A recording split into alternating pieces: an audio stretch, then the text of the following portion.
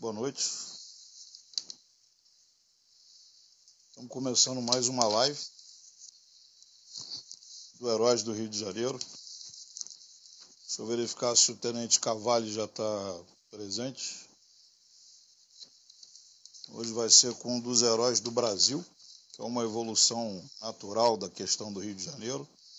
A gente descobriu após ter sido feito o simpósio ano passado, e que o problema não existe só no Rio de Janeiro, no Brasil inteiro.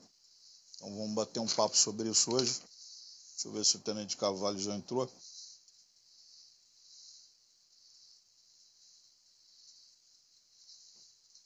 Até agora não encontrei. O nick é Cavalli mesmo? Tá, não.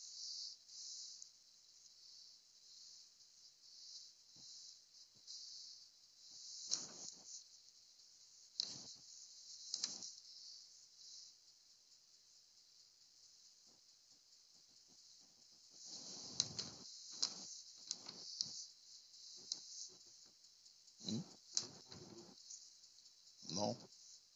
Deixa eu ver se está aqui.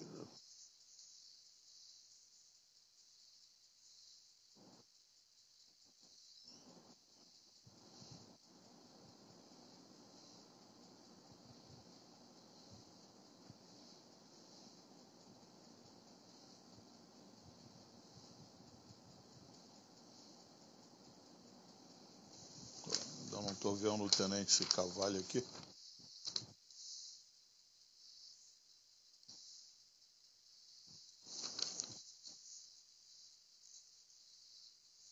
A gente vai bater um papo sobre a questão do esporte, né?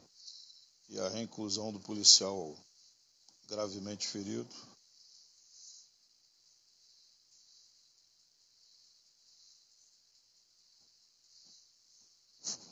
Eu não estou vendo ele aqui.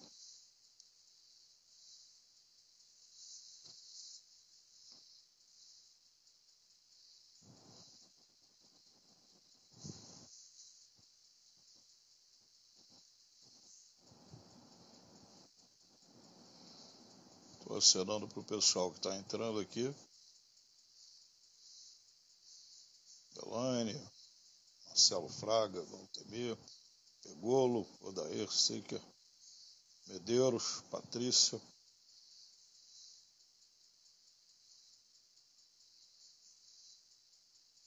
Cícero, Tércia, Silas.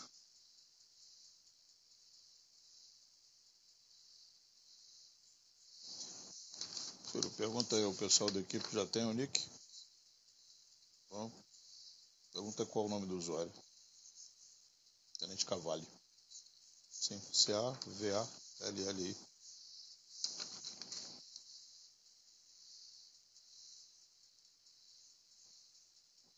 Agora sim. Já visualizei ele aqui.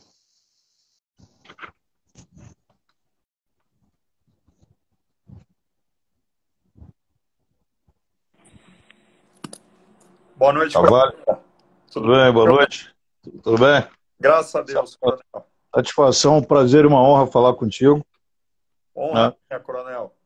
Da PM Militar de São Paulo, da área da preparadora e da parte física, né, do Comitê Paralímpico.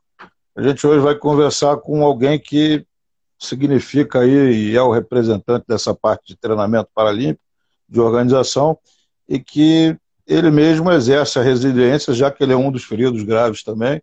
A gente preparou uma pauta aqui, Cavalli, sinta à vontade para desviar da pauta também. A gente sempre procura entrevistar alguém que conheça bastante do tema. Tá? Queria que você fizesse uma introdução também, para depois a gente entrar na pauta. Perfeito, coronel. Coronel, antes de mais nada, muitíssimo obrigado por mais essa oportunidade. O senhor já me concedeu um tempo para falar sobre o programa militar também no primeiro seminário sobre vitimização policial no Rio de Janeiro. E para mim é sempre muito gratificante poder falar sobre esse assunto. A nossa expectativa é sempre conseguir atingir outros policiais que tenham deficiência e que ainda não encontraram um norte em suas vidas. Aproveito também para cumprimentar o pessoal. Estou vendo muitos colegas aí, amigos, muitos inclusive do Programa Militar Paralímpico, a Tércia, o Cícero, Estou vendo alguns outros, a Cláudia, Gabriel, que trabalha comigo no comitê, a Cláudia, que é minha madrinha e é major também aqui da PM de São Paulo. Bacana. Coronel, vou aproveitar aqui, vou fazer a minha apresentação de maneira breve. Claro. Eu sou oficial da PM de São Paulo e estou reformado em razão de um acidente de trânsito que eu sofri em 2004. Então, eu sou aspirante de 97. Na época, em 2004, eu era segundo tenente e eu acumulava as funções em Campinas, no CPI 2, eu acumulava as funções de oficial de treinamento físico. E aí, no dia 21 de março de 2004, na época, eu já morava em Vinhedo, eu estou falando de Vinhedo, da minha casa. Eu sou casado, eu já era casado, tinha 2 filhos já. E eu sou formado em Educação Física pela Escola de Educação Física da Polícia Militar de São Paulo. E na época, no dia do meu acidente, eu estava indo, junto com outros policiais militares, participar de uma prova pedestre em Amparo. E aí, no trajeto de Vinhedo até Amparo, em uma curva na estrada, eu perdi o volante, o carro capotou e, em razão disso, eu adquiri uma lesão medular na altura do pescoço, na cervical, o que é caracterizado como uma tetraplegia. É uma deficiência que traz um comprometimento motor severo. Eu não tenho nenhum movimento de membros inferiores, de tronco. Eu tenho algum movimento de membros superiores, mas eu não tenho, por exemplo, movimento de dedos e tenho uma série de déficits motores relacionados. Estou falando isso porque faz parte, inclusive, do processo que acabou me incluindo nessa área do esporte paralímpico. Após o acidente, eu fiz meu processo de reabilitação, busquei voltar a estudar, fui estudar na Unicamp a respeito do esporte adaptado, fiz meu mestrado na Unicamp sobre educação física adaptada e também passei a praticar esportes paralímpicos. Cheguei a praticar atletismo, natação, tênis de mesa, mas me identifiquei principalmente no rugby em cadeira de rodas, que é a modalidade que eu pratico até hoje. Então, a minha história, basicamente, na área paradesportiva, foi essa. Em 2017, eu tive a felicidade de ingressar no Comitê Paralímpico Brasileiro, que hoje é sediado em São Paulo.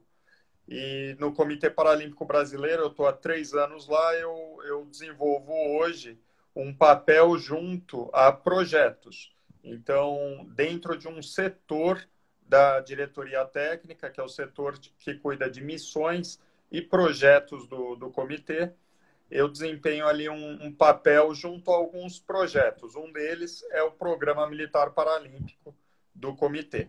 Então, fico muito honrado de estar podendo participar agora desse momento com o senhor e com todos os colegas aí que estão acessando. Eu imagino que no decorrer da nossa conversa eu possa ser útil, inclusive, se houver alguma dúvida a respeito do pessoal. Sei que nós temos uma pauta, mas, como o senhor falou, eu também gostaria de tentar atender principalmente a curiosidade e trazer um pouco mais de informação para o pessoal que está assistindo e naquilo que eu puder ser útil para o senhor também. Não, claro, isso que você falou, né? A gente vê que na nossa contabilidade de matemática e estatística, a gente procurou estudar o que os norte-americanos usam como regra. Então, eles contabilizam entre feridos e mortos e baixos em ato de serviço aqueles também que se acidentam, como você. Eles consideram que a concentração de adrenalina, testosterona e cortisol na corrente sanguínea dos combatentes faz com que haja um índice de acidentes maior. E a gente tem comprovado isso numericamente. Só para esclarecer. Mais ou menos nessa nosso bate-papo, a gente vai até mais ou menos 45 minutos, 50 minutos, depois a gente abre para perguntas, mas também se a gente conseguir ler alguma pergunta, você que está mais jovem do que eu, se identificar alguma pergunta e conseguir ler bem, a gente dá uma pausa, você sinta à vontade para responder, que eu fico vendo passando aqui, já o peso da idade está começando a se sentir, então eu vejo fico com meu filho aqui de contra-regra, mas não é exatamente 100%, né? Dá para ver alguma coisa. Tá Então vamos certo. lá, a pauta é só um parte, não tem nenhuma barra, né? A guerra de causa socioeconômica e irregular, de quarta geração, assimétrica, de guerrilha e psicológica, e local. É assim que a gente classifica o conflito urbano que a gente vive aqui no Rio de Janeiro. Você acha que em São Paulo é idêntico?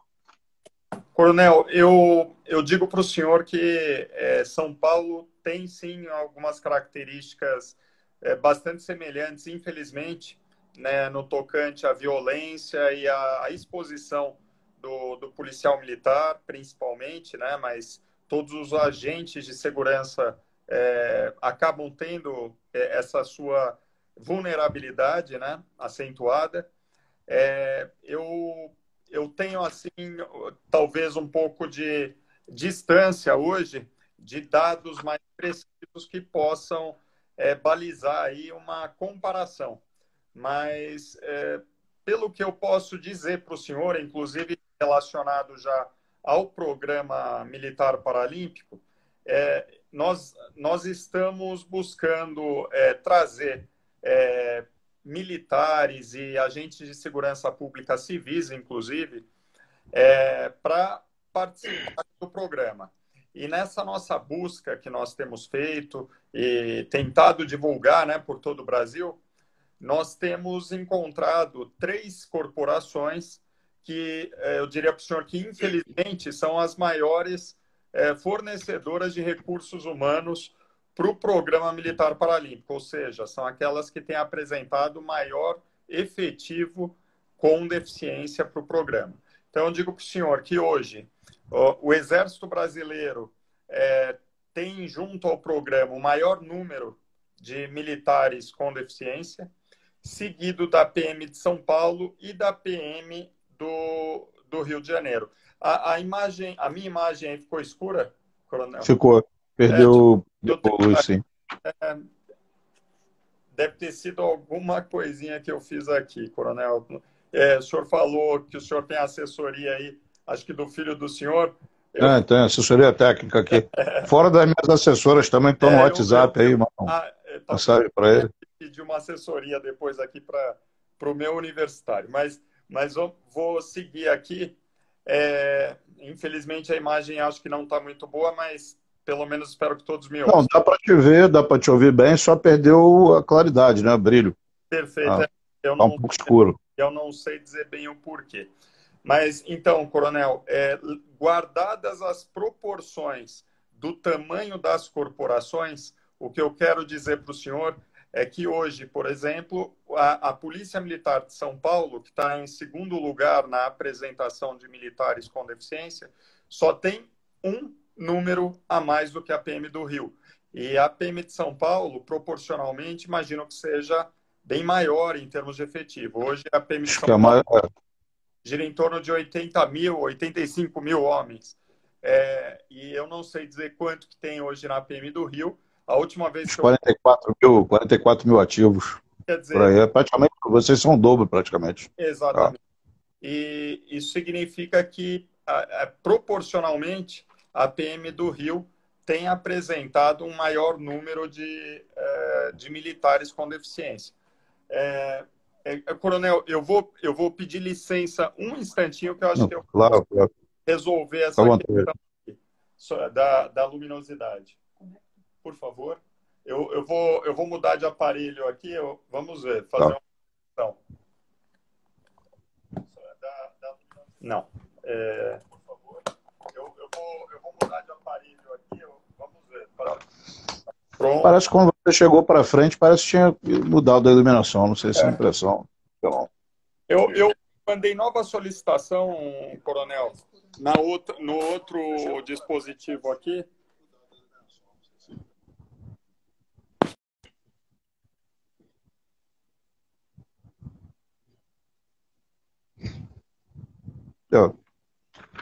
Eu não sei também se dá para manter essa conversa ou se tem que zerar.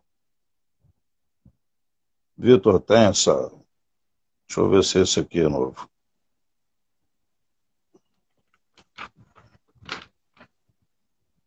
Tentar continuar.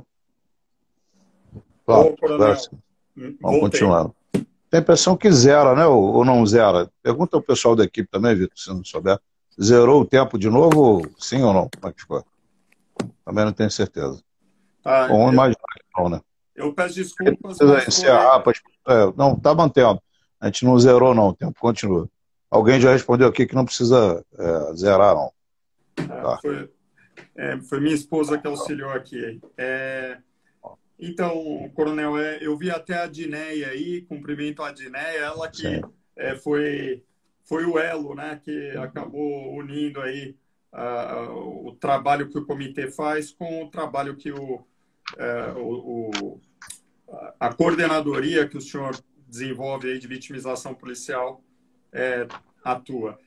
Então, eu vi justamente que a Dineia colocou, proporcionalmente, então, a PM do Rio aparentemente confirma aquilo que a gente já imagina, que é a PM, né, com maior número de casos de vítimas letais e vítimas de policiais vítimas, né, que adquirem também deficiência.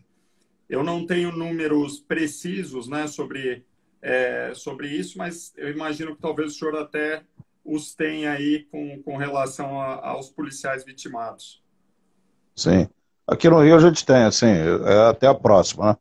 A gente teve em 26 anos, entre 1994 e o final de 2019, 2020 está em curso ainda, a PM teve por causas não naturais, que inclui até os acidentes, mais de 3.500 mortos e mais de 16 mil feridos. Então, você somando, são mais de 20 mil baixas.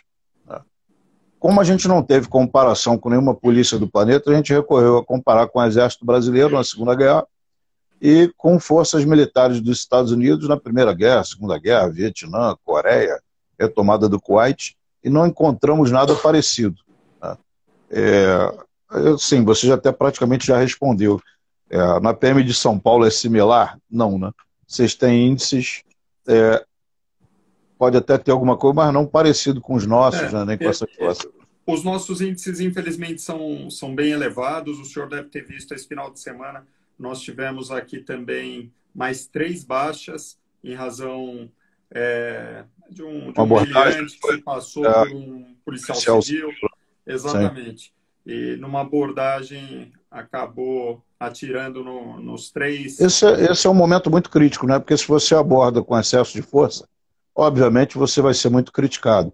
Aí vem sempre aquela turma do exagero, do direitos humanos, mas o direito humano do criminoso, né? Aí se você aborda com pouca força, aí pode acontecer uma coisa dessa. Aí eu geralmente, quando estava em serviço de socorro direto, eu abordava com relativa força, e quando via que o cidadão não tinha nada a ver, eu sem nenhum problema eu me desculpava. Eu falei, me desculpe, mas é um procedimento normal, né? A gente enquadrar imaginando que tem alguém armado. Não tendo, desculpe ter interrompido seu trajeto e tal, mas não é um negócio agradável ninguém ter, né, ser abordado apontando uma pistola, um fuzil, realmente não é.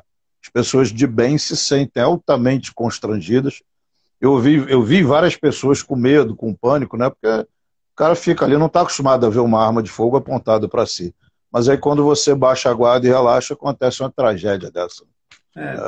Eu penso exatamente como o senhor e costumo defender, inclusive, que o uso da força, principalmente em abordagens, acaba poupando vidas, inclusive, de terceiros, porque inibe a reação do criminoso.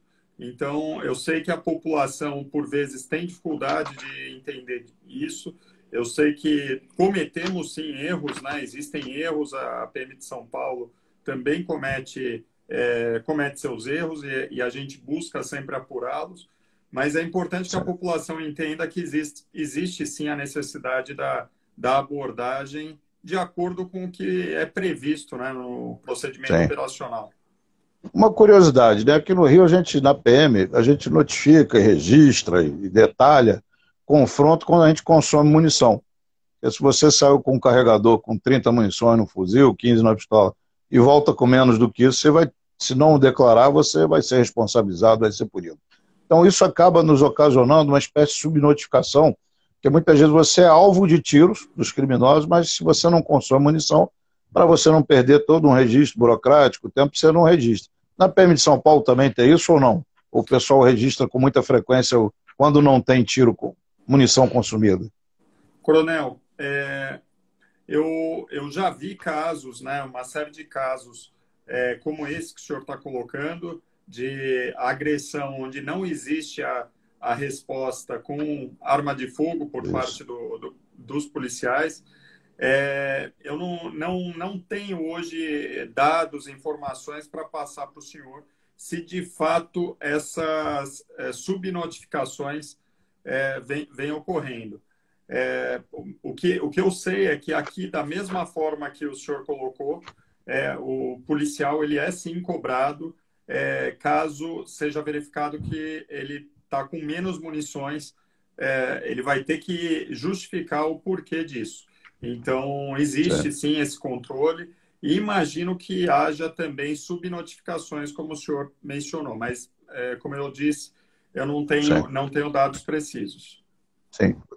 Agora, indo, né, especificamente aí na tua praia, né, na parte esportiva, de recuperação, de resiliência, qual que você acha que é o papel do esporte na recuperação do policial ferido grave? Coronel, o programa militar ele vem, inclusive, a resgatar a origem do esporte paralímpico, né? Na Segunda Guerra, havia um médico chamado Gutmann, e esse médico, o Dr. Ludwig Gutmann, que era um médico alemão, judeu, estava refugiado na Inglaterra na época da Segunda Guerra e trabalhando num centro de reabilitação, onde chegavam os militares, né, os soldados, com sequelas, né, lesados medulares, amputados, voltando da Segunda Guerra. E o Gutmann percebeu a importância de se utilizar o esporte como uma ferramenta de reabilitação.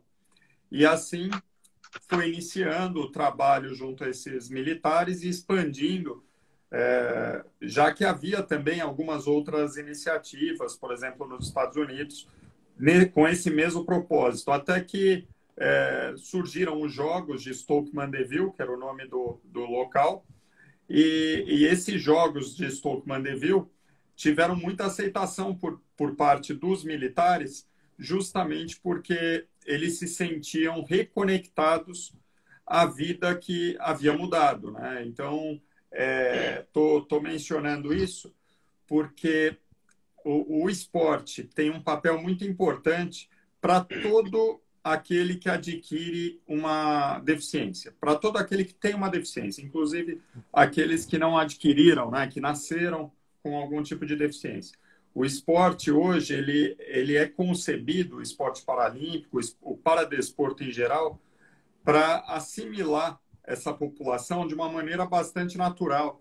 O esporte ele já prevê pareamentos para competição, ou seja, o esporte é uma área humana que já está bastante preparada para receber a pessoa com deficiência e por isso a pessoa com deficiência sente já esse acesso facilitado e passa a desenvolver com o esporte algumas características, né, de resiliência, de autossuperação, de autoestima, recuperação da autoestima, que facilitam com que ela possa seguir por todos os outros caminhos da sua vida, né? A parte acadêmica, muitos voltam a estudar depois do esporte, muitos voltam a trabalhar, muitos retomam relacionamentos afetivos. Uma curiosidade, desculpa te interromper. Eu me lembro quando eu entrei na academia de polícia, a gente fazia o teste de Cooper. E aí eu fui ler sobre o teste de Cooper. Como é que tinham bolado aquilo? Que eu achava que eu via alguns se empenhando muito, outros menos, como é que aquela nota era dada. Eu, por exemplo, que nunca tive um grande talento, eu fazia um esforço sobre-humano para tirar 7, 8, enquanto eu via uns caras ali brincando e dava uma volta em cima, uma volta e meia, tirava 10 com tranquilidade. Aí fui ler que o Cooper preparou, né, as tabelas numa máquina, né, que media o quanto entrava no ar de oxigênio e o quanto saía, aí vem a questão aeróbica, mas que ele viu que não tinha como fazer aquele teste na Força Aérea Americana, que ele era oriundo de lá, com todo o pessoal da Força Aérea, que é uma das maiores forças aéreas do mundo. Aí criou o teste equivalente àquilo que ele media numa máquina dentro do laboratório, no terreno, em 12 minutos e tal, para grande quantidade de gente. Esse que você citou, o Gutmann, ele criou algo parecido para medir, porque como é que é? Ficou a minha curiosidade mesmo, eu não sabia de todos esses detalhes. Como é que você mede o cara que tem um pulmão só, uma perna, não enxerga? Tem tabelas já extremamente desenvolvidas para isso, para avaliar a performance, se aquele cara está embromando, se não está? Como é que é o alto nível disso? Como é que isso funciona? Coronel, o esporte paralímpico, o Gutmann, ele desenvolveu uma série de pesquisas. Até hoje, muitas pesquisas dele são utilizadas na área acadêmica, mas, naturalmente, nem o Gutmann e nem nós, hoje em dia, temos condição de tratar todos os casos de deficiência já de uma maneira bastante padronizada. O que existe hoje, e cada vez mais a gente busca isso, os cientistas do esporte, né, pessoal que trabalha na pesquisa da área paralímpica, é tentar realmente desenvolver sistemas de treinamento, sistemas de avaliação que cada vez mais consigam atender a população de pessoas com deficiência. Mas existe uma heterogeneidade muito grande, porque cada caso é um caso. No caso de pessoas que não têm deficiência, já existe a individualidade biológica, né? O senhor comentou aí que não dava para aplicar em toda a população, principalmente lá na Força Aérea. Agora, o senhor imagine, no caso de pessoas que têm deficiências com comprometimentos bastante diferentes. Então, eu, por exemplo, tenho uma lesão medular na altura do pescoço. Para mim, é esperado que eu tenha um rendimento, um desempenho esportivo inferior àquele que tem uma lesão mais baixa que a minha. A beleza do esporte paralímpico, inclusive, está nisso, né? Que o esporte paralímpico, por meio desse processo de classificação, onde existe o pareamento de atletas com deficiências de comprometimento tão semelhantes quanto possível, faz com que o que vale como resultado é justamente o empenho, o desempenho de cada atleta, e não exatamente a funcionalidade dele. Isso tem muito a ver com o que o senhor falou, de se criar tabelas, né, de se criar parâmetros. Existem algumas, sim, já feitas, mas existe uma dificuldade grande, lógico, de se encontrar um pareamento, ou melhor, um casamento desses dados com a realidade funcional de cada atleta. Então, o esporte paralímpico ele está, sim, em constante evolução, até mesmo os critérios de classificação funcional das modalidades, eles são constantemente revistos. Mas eu queria retornar, inclusive, na colocação que o senhor fez, que eu acho bastante importante, sobre a importância do esporte para o militar que adquire a deficiência. Eu estava comentando aqui a importância para todas as pessoas, mas eu queria aqui enfatizar que para o militar existe ainda um processo que tem que ser visto ainda com mais detalhes. Por quê? O militar, por vezes, passou a vida inteira, ou diversos anos da sua vida, na caserna, dentro de uma cultura própria militar, e às vezes, né, com aquela sensação de ser o super-homem, com aquela situação de autoridade que ele tem que ter, justamente o policial militar principalmente, e de repente ele se vê privado dessa autoridade, privado do uso da farda, ele se vê retirado inclusive na maior parte das corporações, aqui em São Paulo é assim, eu imagino que no Rio também, o policial militar que adquire deficiência, ele inativado compulsoriamente. Eu, por exemplo, estou inativado por invalidez, que eu acho que deve ser o mesmo termo que ainda existe aí no Rio, não sei, e de maneira compulsória. Eu não poderia permanecer na ativa. Algumas corporações a gente tem visto que tem essa possibilidade. Por exemplo, o Pompílio, Sargento Pompílio, eu tenho a impressão de ter visto o nome dele aí, que é um dos integrantes do programa. Ele é primeiro sargento da PM do Distrito Federal e tem uma paraplegia e continua nativa. Mas não são todas as corporações que já aceitam, né, o militar que adquiriu deficiência. Então, digo isso porque existe uma adaptação do militar não só a essa nova vida como pessoa com deficiência, mas também a adaptação do militar que adquire a deficiência ao mundo civil. Porque, de repente, ele é privado daquela vida que ele já tinha organizada e, enfim, aquela construção de valores que nós temos dentro da polícia, do meio militar, que não acompanha exatamente aquilo que ocorre no mundo civil. Então, nós vemos, isso daí é algo que quase sempre a gente consegue observar, é bastante nítido, o militar ele se sente retirado do seu mundo quando ele inativa. Então, o esporte ele traz para ele a possibilidade dele reencontrar um norte. E por vezes até eu ouço bastante os colegas falarem exatamente dessa forma que eu vou tentar reproduzir, de que eles se sentem novamente representando o seu país, representando a sua corporação, a sua força, enfim, o esporte ele traz esse resgate da identidade do que ele havia perdido quando adquiriu a deficiência. Então, eu vejo, sim, como muito importante, Coronel. É algo que eu sei que eu estou inserido no meio e pode soar até como parcial, mas são muitos que se beneficiam disso e por isso que eu sou realmente um entusiasta de trazer ou apresentar o esporte para aqueles que adquirem a deficiência.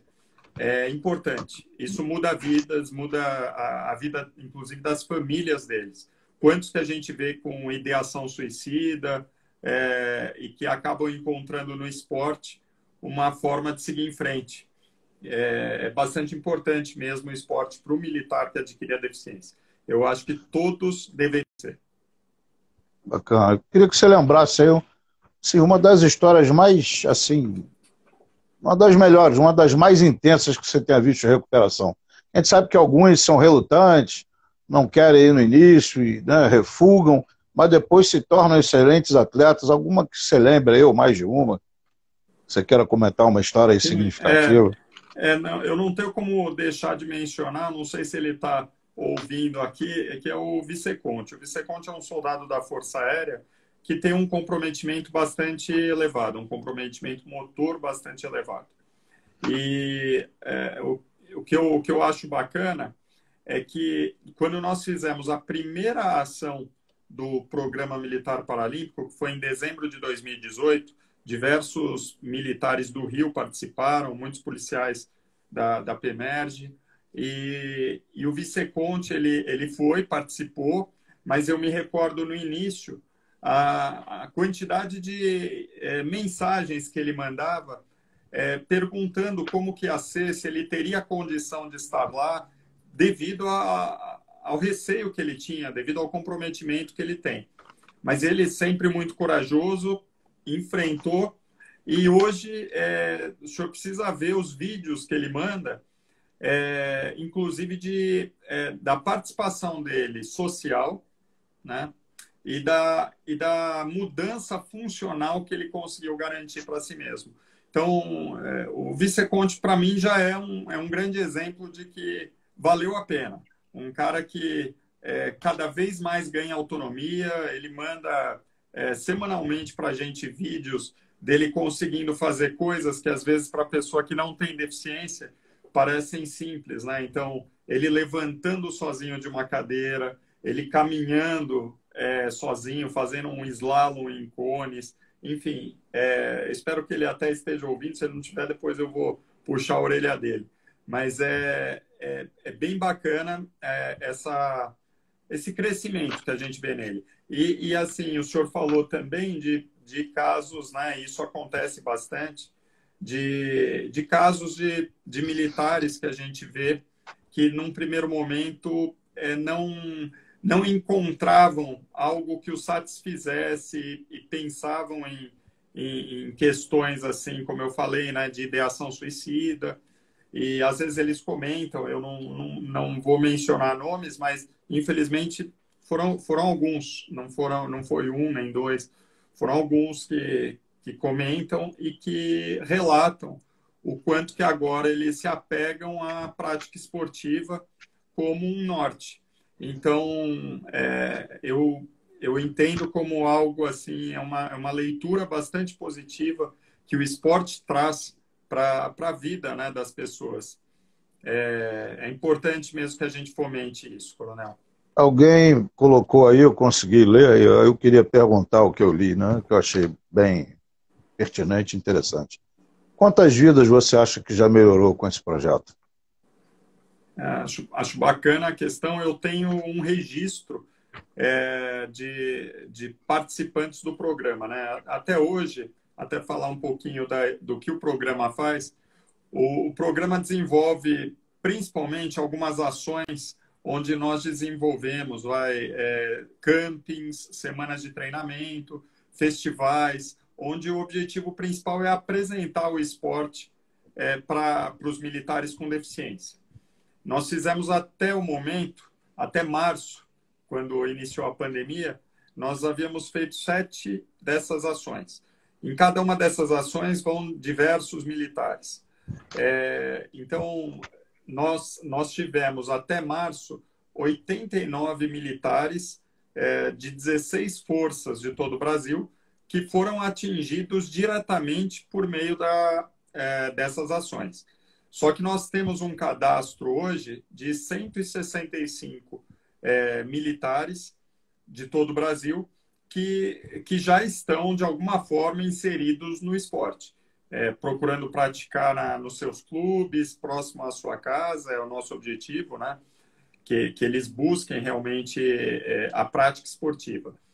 Mas falar em 165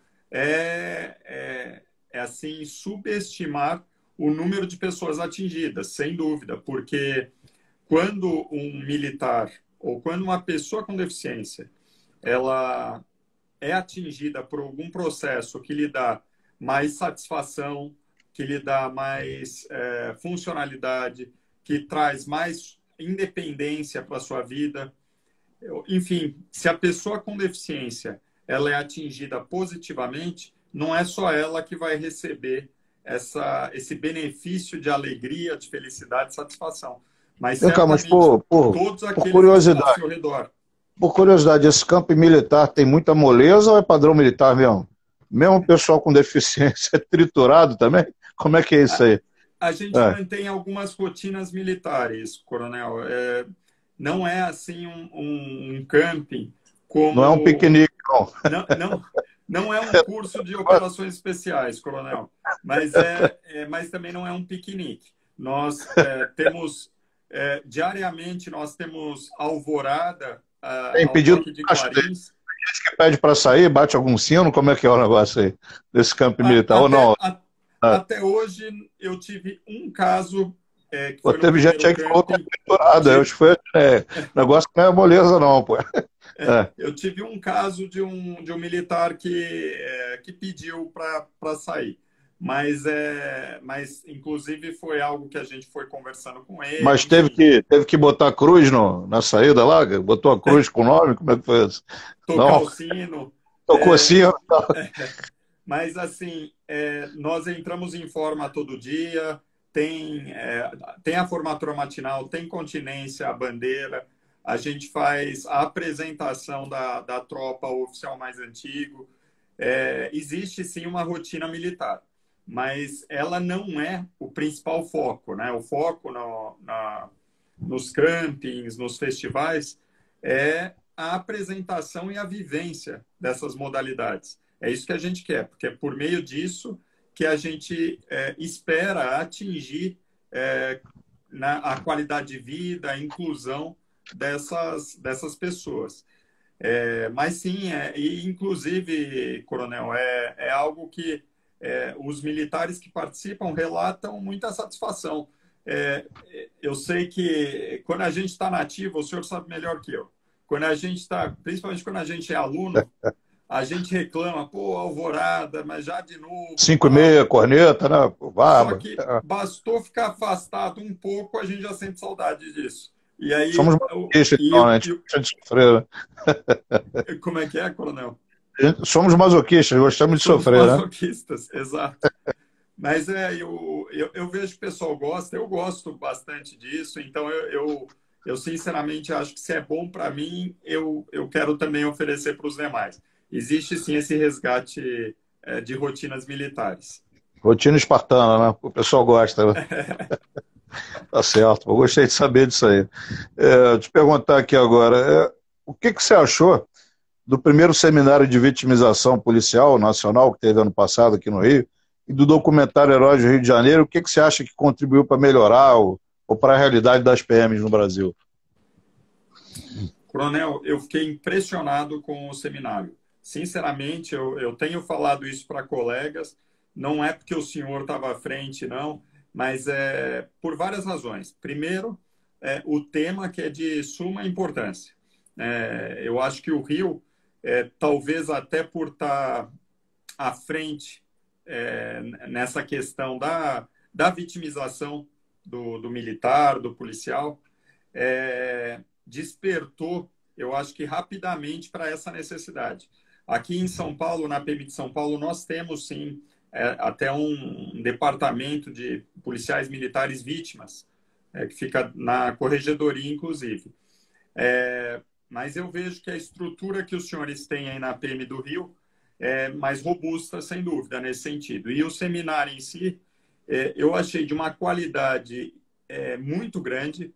Algumas das palestras que eu tive a oportunidade de assistir, por exemplo, da Coronel Miriam, se eu não me engano, Miriam Breitman. Coronel Médica. Isso, Miriam Breitman.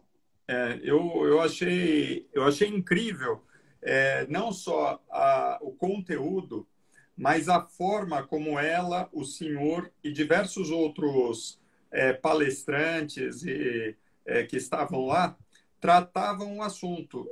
Eu vejo assim que os senhores tratam de uma maneira muito realista, com o pé no chão, tratando do assunto como uma guerra urbana que está acontecendo, uma guerra assimétrica, como os senhores costumam colocar, de fato é. E me impressionou bastante, não só, né, essa questão do conteúdo, mas a abrangência, como os senhores conseguiram atingir tantas pessoas, tantas corporações. No dia que eu estive, eu tenho a impressão que ali naquele auditório gigantesco, ali tinha seguramente mais de 1.000 pessoas assistindo, participando. Tiveram em torno de 5.000 pessoas no 5.000 evento. pessoas. Essa é a minha equipe fantástica, aí, coordenada pela Major Elane, que surpreende. Eu só dou para ela carta branca e sinal verde. Quando eu entrei no auditório a primeira vez, eu olhei aquilo ali e falei, pô, vai dar problemas. Esse negócio vai ficar vazio, não vai ter como lotar, vai ser um fiasco, uma vergonha.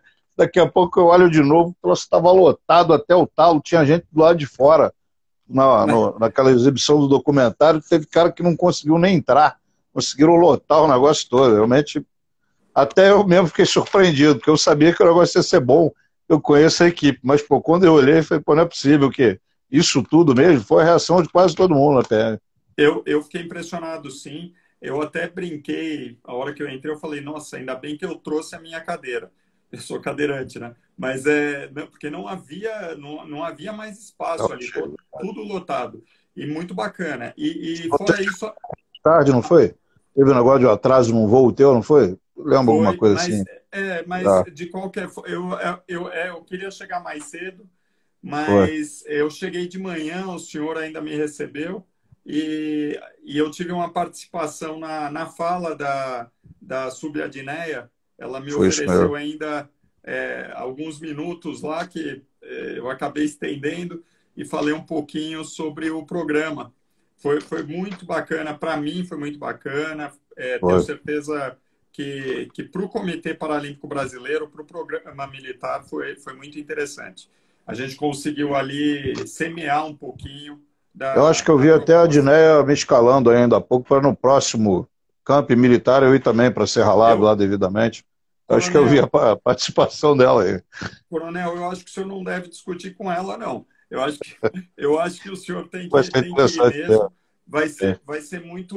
Vou ficar muito honrado com a participação do senhor. Gostaria que o senhor visse o que é feito. É bem bacana. E eu arrisco dizer aí, ouso dizer que o trabalho do Comitê Paralímpico Brasileiro com os militares, eu acho que se encaixa muito bem no trabalho que os senhores vêm fazendo aí no Rio, com esse trabalho de vitimização, que eu sei que tá se expandindo para todo o Brasil, essa proposta, não é, Coronel?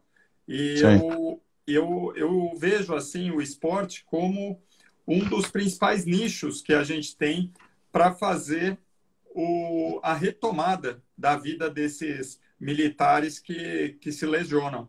Então, o comitê certamente está de portas abertas e a gente vai ficar muito feliz de unir forças nesse sentido. Aquilo que a gente tem a expertise, né, que é a parte do esporte, que a gente possa oferecer para todo esse público de militares, de policiais. Tem um detalhe nisso que eu não mencionei e vale a pena falar, Coronel, que o militar ele é um atleta em potencial. E o comitê enxerga isso. A gente sabe que o militar, pelos hábitos, né, de atividade física, pela doutrina de respeito à disciplina, à hierarquia, respeito às normas, o espírito de combatividade, são valores que são intrínsecos não só ao militar, mas ao atleta. Então, o comitê enxerga nessa população grandes possibilidades de detecção de talentos também. Então, para o esporte também se beneficia com a vinda de militares com deficiência. sim. Deixa eu te perguntar se você tem alguma estatística de, assim, de readaptação à vida, de melhoria da vida entre os atletas paralímpicos, os que participam desse programa, 100%, 90%, 80%, mais? Cada um tem o seu tempo, Coronel, cada um tem o seu tempo mesmo. É, enfim, cada indivíduo é um indivíduo e cada história é uma história, né? Eu vejo muitas histórias assim.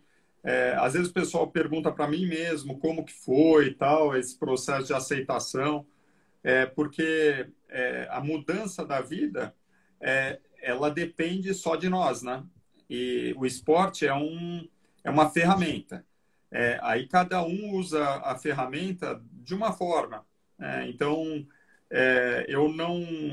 não arriscaria dizer aqui um número para o senhor, mas a grande maioria dos militares que participam do programa, e um detalhe aqui, antes de eu perder essa lembrança, eu vou tratando sempre como militares, mas eu gosto de lembrar, porque até tem muitas pessoas assistindo, que nós atingimos também, atendemos também agentes de segurança pública civis. Então, policiais civis, guardas municipais, agentes penitenciários. Mas, enfim, o militar, aqueles que participam do programa, a gente tem enxergado mudanças. Eu comentei aqui o do Viceconte, mas eu estou vendo aqui vários nomes entrando. Ó, o Otônio já era atleta, mas eu vejo muitos nomes, muitos militares que passam a encontrar no esporte um caminho. É o que eu havia comentado, né? Às vezes a gente vê uma pessoa com deficiência, militar ou não, vindo conhecer uma modalidade esportiva, num primeiro momento com receio, acompanhada normalmente do pai, da mãe, de um cuidador, e dali a pouco a pessoa gosta tanto daquilo que ela se força a encontrar soluções para poder continuar praticando aquela atividade física por si só, porque ela sabe que não vai depender do pai, da mãe, de um cuidador o resto da vida. Então, nós vemos muitos casos assim. E eu vejo, né, como eu falei para o senhor, existe sim alguns que demoram mais nesse processo. Mas, de qualquer forma, no mínimo, a ressocialização desses militares, de encontrar pessoas ali que têm histórico de vida muito semelhante, já traz diversos benefícios. Nas nossas reuniões de encerramento dos campings, é sempre uma grande choradeira, principalmente, acho que da minha parte, mas a gente acaba ouvindo muito, né? Ouvindo histórias de mudança pessoal. E isso alimenta muito a todos nós, para que a gente continue imbuído aí desse objetivo. É bem bacana mesmo. Bacana. Bom, acho que o tempo, né, de abrir para as perguntas já chegou. Até a gente passou um tempo assim. Esse tipo de bate-papo com alguém com teu conhecimento e ação, ele passa muito rápido, né? A gente olha para o relógio, já foram 50 minutos. Eu queria abrir para o pessoal perguntar, pedir para a minha equipe também que está acompanhando aí, Vitor, também ficar de olho aí, para ver o que vem de pergunta aí, para a gente tentar responder, se enxergar aqui devidamente, né? Se o Eu senhor me também. autorizar, eu Pô, vou não. pedir até para a Tércia, que eu vi que a Tércia passou, e a Tércia me ajuda muito. Tércia, por favor, escreva aí o e-mail do programa militar. Ó, é programa militar, tudo junto, @cpb.org.br. Aí, se puder já jogar aí, e aqueles que não tiverem oportunidade agora de entrar em contato ou de fazer perguntas, pode mandar um e-mail. Eu vou... Ô, Tércia, se você puder colocar para mim aí o e-mail do programa militar, programamilitar@cpb.org.br. E eu queria também aproveitar, enquanto não veio alguma questão, alguma dúvida, eu queria colocar aqui uma mensagem já para os militares que têm deficiência e que eventualmente vierem assistir ou já estejam assistindo essa live, que procurem o esporte, procurem pelo comitê. Ó, a Tércia acabou de colocar aí o e-mail do programa. Procurem, não tem custo nenhum. O nosso objetivo é apresentar uma ferramenta, apresentar uma opção, abrir uma porta. Se a pessoa vai entrar ou não, isso vai depender dela. Vocês têm isso em todo o estado, só em São Paulo? No Rio também? São Paulo e Ótima Rio? colocação, Coronel. Nós temos a sede do comitê em São Paulo, na Zona Sul, na Rodovia dos Imigrantes, quilômetro 11,5, mas nós temos um programa de centros de referência do Comitê Paralímpico Brasileiro. O objetivo é capilarizar as ações do comitê por todo o Brasil. Até 2024, a gente pretende ter pelo menos 24 centros em todo o Brasil. Por enquanto, nós temos 9 centros ativos. Então, eu vou mencionar o do Rio, que é importante até porque eu vejo que muitos aqui que estão assistindo são do Rio, que é no Cefam, né, no Centro de Educação Física da Marinha, ali na Avenida Brasil. Lá é um centro de referência nosso, tem atividade esportiva, é desenvolvido por um militar, inclusive, reformado, né, que é o Claudemir. Nós temos também em Belo Horizonte, na Universidade Federal de Minas Gerais. Nós temos em Blumenau. Enfim, nós temos em diversas localidades do Brasil. Às vezes a pessoa mora ali naquele município, é uma oportunidade de ter acesso às ações do comitê. Então, procurem pelo comitê, novamente, né, o e-mail é programamilitar@cpb, de Comitê Paralímpico Brasileiro.org.br. E eu queria também deixar aqui para os militares que não têm deficiência, que participaram aqui, que comentem isso com seus amigos, seus colegas, que eventualmente tenham alguma deficiência. Dê a oportunidade para eles também de conhecerem o esporte. E peço também que aqueles representantes de corporações, das forças que estão aí, encaminhem os seus veteranos que adquiriram deficiência para o esporte. É um cuidado que toda corporação, toda força deveria ter, né? Cuidar dos seus veteranos. Então, deixo aí essas mensagens. O comitê sempre vai estar de portas abertas. E para o senhor também, viu, Coronel? Vou ficar muito feliz de recebê-lo no CT assim que as nossas atividades retomarem presencialmente. Por enquanto, administrativamente, a maioria de nós, eu inclusive, estamos trabalhando de casa, né, de home office. Cara, aqui alguém perguntou se existe investimento para o programa. Acho que saber se é público, é privado, acredito que seja isso. Como é que se investe Ótimo. mais no programa? Na mesma Na linha de pergunta que tem aqui, como é que se pode ajudar o programa, né? Foi uma pergunta também aqui, foi da Elaine. A melhor maneira que você tem de ajudar o programa é divulgando o programa. Divulgando para aquele seu amigo, aquele conhecido que tem algum tipo de deficiência. Inclusive sendo militar ou não, porque se não for militar, ainda que não entre no programa militar, existem outros programas que talvez ele consiga utilizar. Agora, sobre investimento, sim, existe... o comitê é uma organização social civil de interesse público, né, de atividades de interesse público, MOCIP.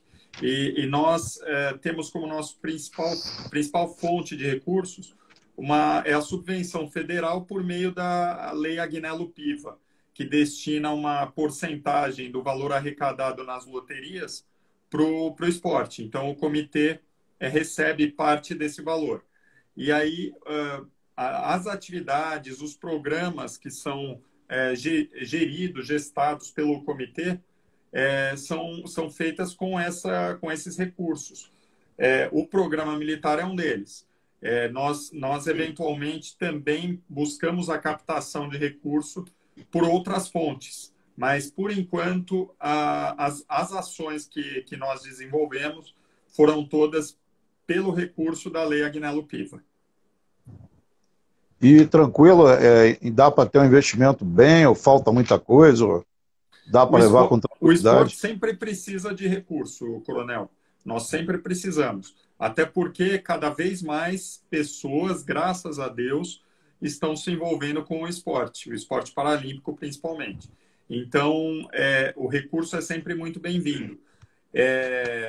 A gente tem hoje conseguido fazer rodar, né, o Comitê Paralímpico, o nosso presidente Misael Conrado, faço questão de mencionar também o nome do nosso diretor técnico, que é o professor Alberto. Enfim, existe uma gestão dos recursos que tem sido muito eficiente. E muitos programas, cada vez mais, têm sido feitos com bastante sucesso. Mas é lógico que o esporte paralímpico sempre precisa de recursos. E principalmente aqueles que estão na ponta da linha. Os clubes, né, as associações paradesportivas, se por acaso tiver algum empresário assistindo, alguém que tem interesse de patrocinar o esporte paralímpico, nos procure. Eu mandei aí já o programa militar, @cpb, charliepapabravo.org.br, né? Então, aqueles que tiverem algum interesse em ser nossos parceiros, encaminha para a gente aí uma proposta. Eu vou passar, lógico, para o setor responsável, que vai avaliar, verificar a melhor forma de encaminhamento. Aqui perguntou, eu acho que foi a Diné, que modalidades tem no camping? E depois eu queria que você desse suas palavras finais, que meu filho já sinalizou que o tempo está acabando aqui, né? Tá certo. Tá faltando pouco tempo. Rapidamente, então, o programa militar procura apresentar todas as modalidades paralímpicas. São 22 de verão e 6 de inverno. Lógico que nós não apresentamos todas, mas principalmente aquelas que são mais facilmente encontradas em clubes, associações. Por exemplo, aquelas que o próprio comitê é confederação, que é o atletismo, a natação, o halterofilismo e o tiro, onde a gente espera encontrar muitos militares com predisposição, né, para o tiro paraesportivo, elas sempre estão dentro das nossas ações. Eu não vou mencionar todas, mas nós já apresentamos praticamente 20 modalidades. Perguntaram aqui também pela caipirinha e levantamento de copo. Tem alguma coisa que você possa dizer a respeito aí, Europa? Que eu acho que é quinta-feira, eu acho que foi a Tércia aí que mencionou. Acho que ela já está pensando que sextou. Mas, Coronel, então vou aproveitar antes que caia para agradecer. 20 segundos, 20 segundos, só a despedida tua aí. Queria agradecer, então, ao senhor, a toda a equipe, parabenizar pelo trabalho brilhante que o senhor vem fazendo. Conte com o Comitê Paralímpico Brasileiro, o senhor tem o meu contato e nós contaremos com o senhor também. Tá bom. Assim que Obrigado, nós tivermos Paulo. a nossa própria